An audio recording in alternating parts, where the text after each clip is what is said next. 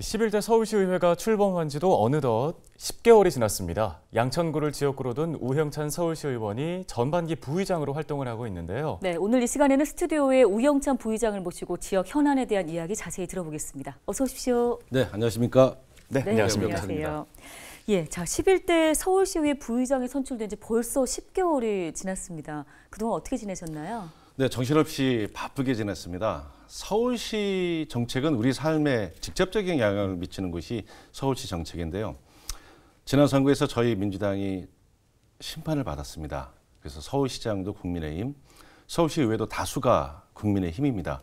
76분의 국민의힘이 있고 민주당은 36분밖에 되지가 않습니다. 그러다 보니까 그동안 민주당이 펼쳐왔던 많은 정책들이 후퇴하고 왜곡되고 또 거기에 맞서는 그런 과정이 있습니다. 뭐 우리 서울시 정책으로 대표적인 게 대중교통 요금 인상도 있고요.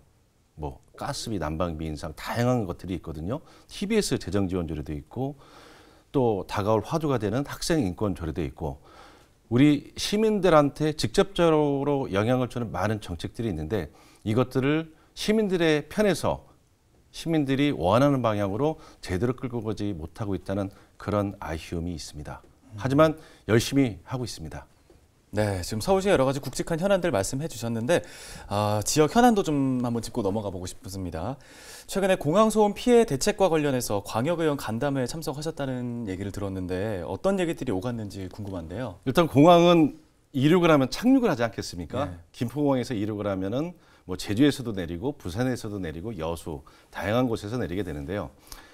이 공항 소음에는 크게 두 가지로 대책에는 두 가지로 나눠집니다. 직접 피해를 받는 곳, 인근 지역 이렇게 두 가지로 나눠집니다. 하지만 인근 지역 피해 주민들에게 대한 대책과 지원이 좀 부족한 것이 현실입니다. 그래서 인근 지역 분들에게 보다 구체적으로 피부에 와닿는 정책들을 어떻게 만들어낼 것인가 그걸 전국에 있는 광역 의원들이 모여서 같이 연구하고 토의하고 앞으로 또 적극적으로 개선해 나갈 계획을 가지고 있습니다.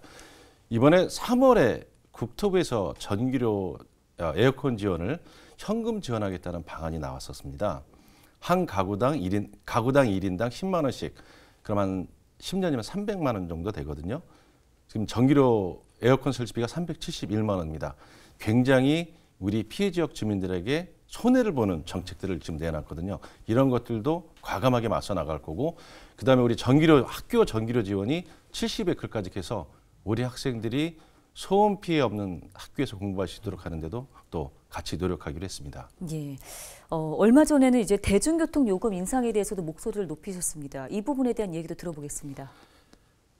라면값도 경제를 생각하고 상황을 생각하고 서민을 생각해서 결정하는 겁니다. 라면값도 대중교통이란 건 우리 모든 분들이 꼭 필수적으로 이용해야 되는 건데 너무 생각 없이 다만 적자다라는 이유로 올린다는 가장 큰 문제점을 말씀드리고 싶습니다. 지금 지난 겨울에 우리 난방비 폭탄 맞았죠.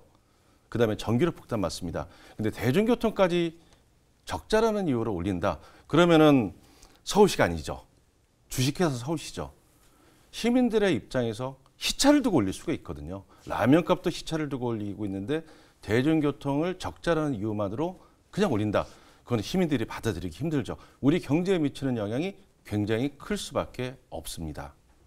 네, 지금 공공요금 또 공공성이라는 측면에서 비판의 말씀을 해주시는 것 같은데 얼마 전에 서울시 민자도로 통행료 인상 추진에 대해서도 좀 비판을 하신 것도 비슷한 맥락으로 봐도 될까요? 그렇죠. 그런데 또 우리 신월여의 지하차도의 경우에는 지금 공사를 하고 있지 않습니까? 상부 공원화 사업 때문에 인천하고 경기도에서 오는 그 수많은 차량들이 도로를 선택할 수가 없어요. 민자도로를 지을 때는 민자도로를 이용하지 않으면 즉 유료 도로를 이용하지 않으면 다른 도로가 있어야 되거든요. 다른 도로에 대한 선택권을 박탈한 채로 그 도로를 탈 수밖에 없는데 요금을 올렸다. 이건 시민들에 대해서 배신감 느끼는 행동이라고 봐야죠. 네. 예, 끝으로 이제 우리 지역 관련 현안을 좀 여쭤보겠습니다.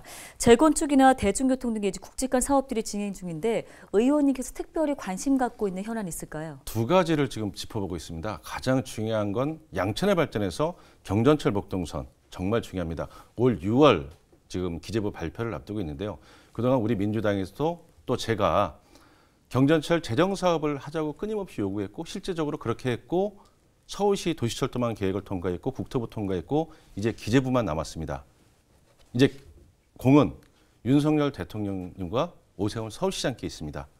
그분들이 분명히 목동선을 하는 방향으로 결정을 내릴 것으로 저는 기대하고 또 그렇게 돼야 된다고 보고 있고요.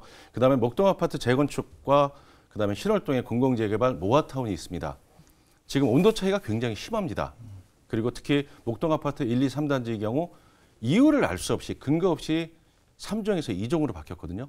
이거를 다시 3종으로 바뀌는 작업이 선행돼야 되고요. 다행히 이번에 서울시의회에서 촉구 결의안을 제출하게 됩니다. 통과하게 됩니다. 그리고 모아타운과 공공재개발 역시 좀 적극적으로 저희가 나서고 있습니다.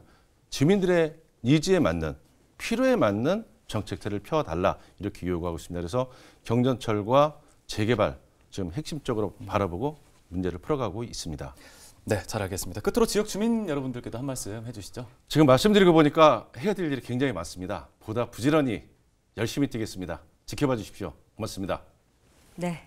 네, 잘 알겠습니다. 오늘 말씀하시는 거 들어보니까 지역 현안들 잘 꿰뚫고 계시는 것 같아서 앞으로도 의정활동 저희 기대해 보도록 하겠습니다. 오늘 말씀 여기까지 듣겠습니다. 우형찬 서울시의회 부의장과 함께했습니다. 고맙습니다. 고맙습니다.